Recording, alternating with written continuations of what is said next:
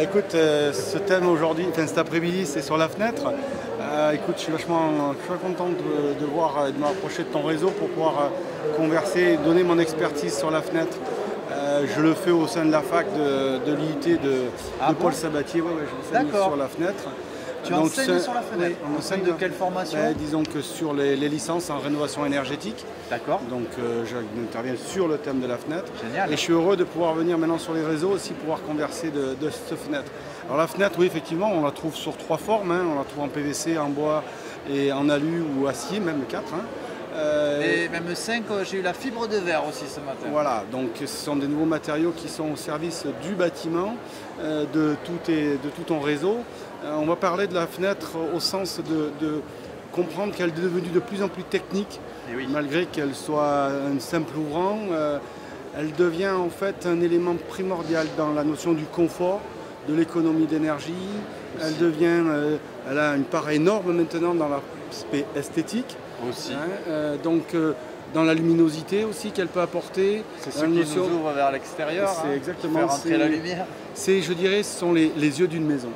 Voilà. C'est beau. Donc il faut savoir effectivement bien la décorer et ça donne tout son charme. Donc voir derrière une fenêtre, c'est aussi, pour tes internautes, il faut qu'ils entendent bien haut et fort, de s'assurer à ce que tous les professionnels artisans qui vont intervenir soient à jour, aient leurs assurances décennales. On est passé d'une époque où on disait ce qu'on allait faire, on faisait ce qu'on avait dit, et aujourd'hui il faut le prouver. Donc il faut derrière, pour que tes internautes soient un petit peu plus en confiance, qu'ils n'hésitent pas à nous demander, nous autres artisans, nos qualifications, qu'ils n'hésitent pas à nous demander la preuve de nos résultats dédiés à nos fenêtres, car on comprend que c'est nous.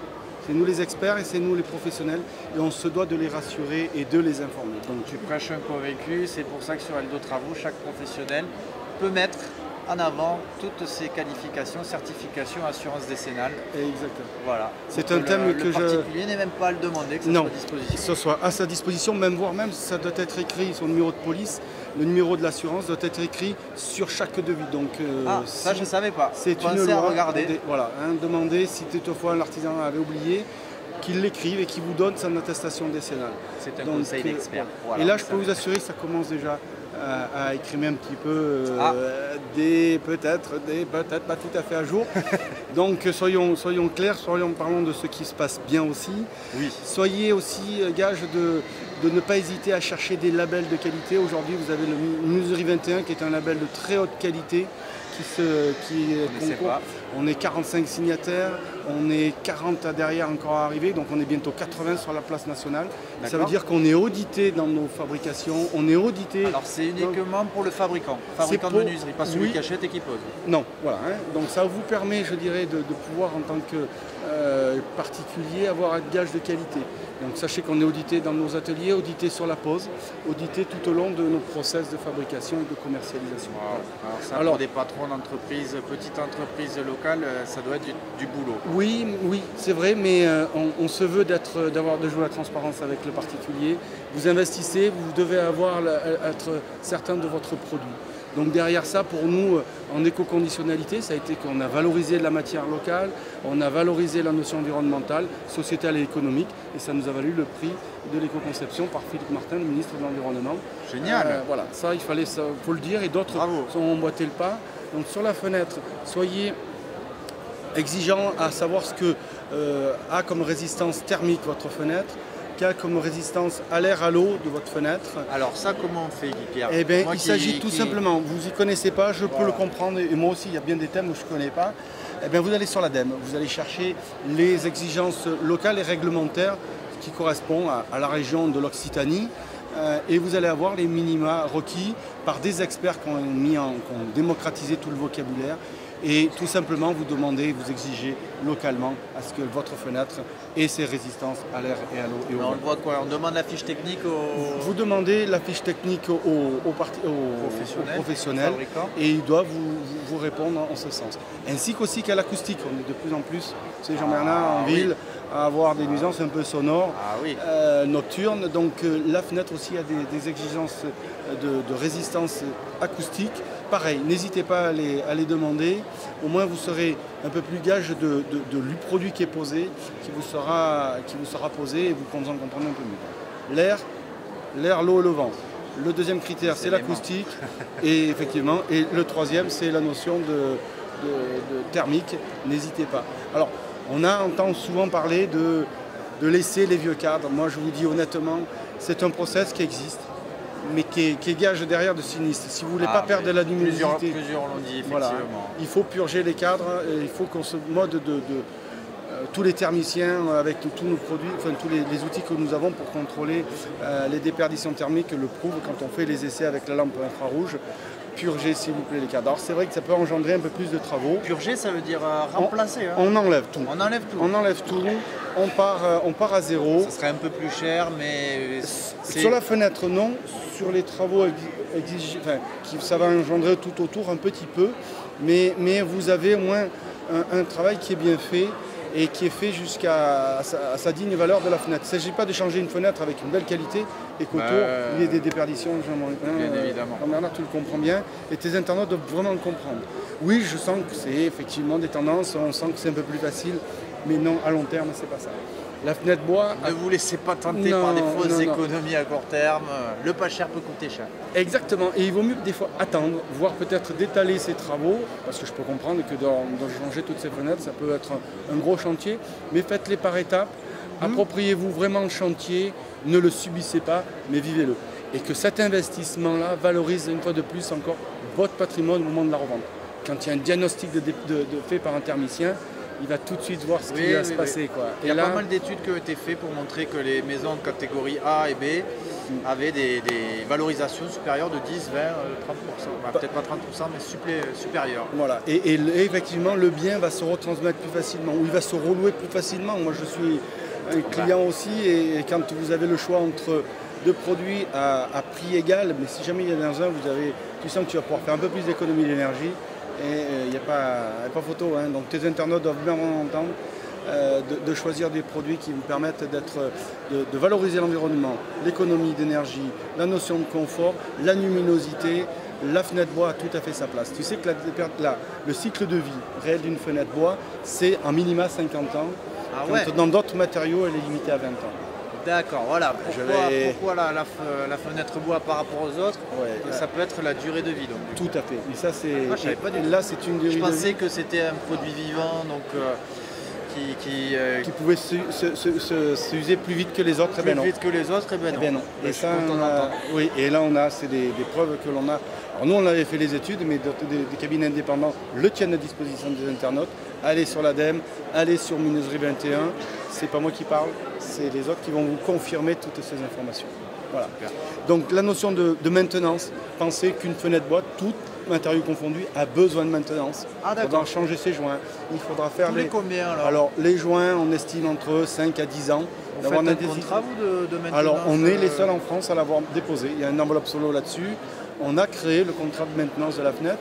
Et d'autres confrères sont amenés à pouvoir le faire. Je ne vais pas rester à vous dire que j'ai l'exclusivité là-dessus, je m'en voudrais bien. Mais sachez faire le changement de vos joints pour que vos fenêtres puissent être plus pérennes et continuer d'avoir cette performance. On change ses pneus de voiture, on change des durites de voiture, c'est du caoutchouc. Donc sur les fenêtres, qu'elles soient en bois, alu, PVC, je peux vous assurer qu'il faudra faire ça. De faire les drainages, ne surtout jamais boucher, nettoyer les trous de drainage d'eau. Il y a des petits trous où des fois les mouches ou les fourmis ont tendance à aller obstruer, faire leur petite maisonnette. Tous les ans, sachez les nettoyer. Pensez à ne surtout jamais boucher les grilles de ventilation. Elles ont été faites pas innocemment.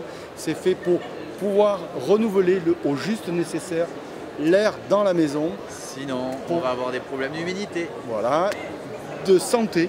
Ça va même plus loin puisque dans ces atmosphères humides se développent des bactéries et qui ne sont pas saines du tout pour la personne. Donc là, on parle vraiment sanitaire.